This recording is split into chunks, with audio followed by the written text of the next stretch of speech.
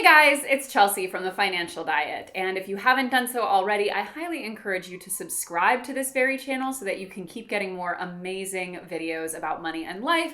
And if you want to take things to the next level, hit that join button and join us at the Society at TFD. And today I want to talk about the realities of being a human with a human brain. A lot of the time on this channel, we focus on the good habits that you want to create in order to manage your money or to become more productive or to get more out of every day. And of course, these are good things to know about. It's important to have the right tools to do things like manage a budget or keep a schedule. But it's also important to remember that sometimes knowing what you should be doing is not going to be enough. Our brains have a specific way of perceiving and understanding things. Our brains have default habits and modes that they click into that can often undermine even the most knowledgeable person when it comes to their finances. Cognitive biases, which are essentially our brain's tendency to veer away from logic, can lead us to make all kinds of less than optimal choices, even when we know better. But the good news is, with the right precautions, it is possible to outsmart your brain. So let's get right into it with 4 ways to outsmart your brain when it comes to money. The first thing to outsmart is hyperbolic discounting. What is hyperbolic discounting? Hyperbolic discounting, also known as time or temporal discounting, is our preference for immediate over future rewards. We might value something more when it's immediate. Credit cards are a prime example of hyperbolic discounting.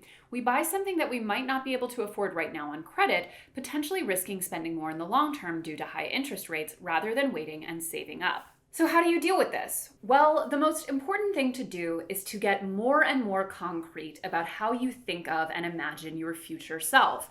It's so easy for our brains to only be able to think of ourselves in the present because technically that's the only time in which we exist. But it is very likely that we will exist in the future. We just have a difficult time envisioning ourselves there. So draw up specifics about that person. Imagine yourself a week from now, a month from now, a year from now. Write out lists of what that person will want, things that you would want that person to be able to do, freedoms you would want them to have that you don't currently have. Sketch out a life for yourself that you can then work toward, rather than just sort of always nebulously assuming at some future date you will be better with money or have more of it or what have you, because those things don't just happen. And similarly, you want to actually visualize yourself having to deal with the consequences of impulsive decision making. For example, if you're going to be buying an item on credit that you can't necessarily afford, take time to actually write out how much you would be paying in interest, and then visualize yourself making those painful monthly payments and do the calculation of how much more that item is going to cost when you factor in the interest. You want to make the future version of yourself and the consequences feel just as real and tangible as the current day reality. Something I love to do on a yearly basis is to write out a very detailed plan of what I want my 2020 to look like. I list out all of my assets, I list out my current stumbling points, my goals, things that I want to do, things that I'm not sure I'm going to be able to do, and I try to make as vivid and detailed a portrait as I can of what the year would ideally look like. That way I can start to contextualize all of my choices within that framework, rather than just what feels good in the moment. The second thing to overcome is choice supportive bias. What is it? Akin to confirmation bias, which entails looking for information that supports our personal beliefs or values, choice supportive bias occurs when we focus on information that reassures us we've made the right choice and ignores perspectives that might suggest otherwise. Choice supportive bias often manifests as a post-purchase rationalization, which is basically the mental gymnastics we do after a purchase to convince ourselves that it was worth it. So the first step in overcoming choice supportive bias is to be able to recognize and identify when it's happening. Pay attention to how you feel after making a specific purchase or a specific financial decision. Do you feel a pit in your stomach that you might immediately start rationalizing away? Do you feel like you wouldn't necessarily want someone to know that you made this purchase? Once you have identified that this choice may not have been a great one, you need to immediately forgive yourself, because shame is always going to drive you further and further into that rationalization process, because our brains don't like to feel shame. You have to correctly identify what it is about the purchase or decision that you may be wanting to rationalize, and give yourself permission to say, hey, maybe that wasn't the best choice, but I don't have to make it again. I can use it as an opportunity to learn and change my future behavior. Because if we start allowing ourselves to make all kinds of excuses as to why it actually wasn't that bad of a choice, we'll be more likely to make that choice again in the future. And to help stop choice supportive bias in its tracks, practice mindfulness techniques in your spending. Be a non-judgmental observer of your own internal dialogue. Are you rationalizing a purchase before you've even pulled out your wallet? If so, take a few deep breaths and allow the thoughts to pass through your mind as you analyze them at a critical distance. Number 3 is status quo bias. What is status quo bias? Humans are creatures of habit. We prefer our current state even if the situation is less than ideal. This psychological preference is called the status quo bias. As someone who has a naturally avoidant personality when it comes to money, I personally struggle with status quo bias all the time. Because let's be honest, for many of us, the idea of making any kind of change in life can feel scarier than staying in a situation which we know isn't good for us. And this can be true when it comes to overpaying for certain things, because we're more likely to stay with whatever's familiar or we're hesitant to negotiate. But it could also be in terms of opportunity cost. For example, many of us stay at employers long past when we should probably be going elsewhere to make more money. Statistically, most people get their biggest bumps in pay when they go outside of their current employer and move up and over in the ladder rather than just straight up within their own company. But it can be overwhelming to leave the space that you know, especially if you're early in your career and you haven't had a ton of experience with changing employers.